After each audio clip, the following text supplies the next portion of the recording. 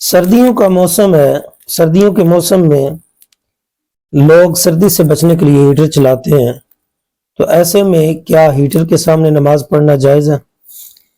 تو ناظرین، ہیٹر کے سامنے نماز پڑھنا، چونکہ ہم ایک مسلمان ملک کے اندر رہتے ہیں، سارے مسلمان ہیں، عموماً کوئی آگ کے سامنے یا ایسی چیزوں کے سامنے نماز نہیں پڑھتا، تو ہیٹر نہ ہی آگ کے زمرے میں آتا ہے، لہذا اب اس میں علماء کا اختلاف ہے۔ بعض تقوی کی بنیاد پر اسے مکروہ قرار دیتے ہیں، تو جو ان علماء کے موقف پہ عمل کرتے ہیں تو پھر ان کے نزدیک مکروہ ہے، ورنہ کوئی ایسی بات اس کے اندر مکروہ والی نظر نہیں آتی، تو ہیٹر کے سامنے نماز پڑھی جا سکتی ہے۔ بہرحال کوشش کرنی چاہیے کہ ادھر ادھر ہو کے نماز پڑھی جائے۔ البتہ اگر آگ وغیرہ جل رہی ہے اور چارہ جوئی کے باوجود ادھر ادھر جگہ کوئی نہیں ملتی، تو پھر آگ کے سامنے کوئی نہ کوئی رکاوٹ رکھ لی جائے تو بہتر ہے، ورنہ ہیٹر کے سامنے نماز پڑھی جا سکتی ہے۔ واللہ اعلم الصواب۔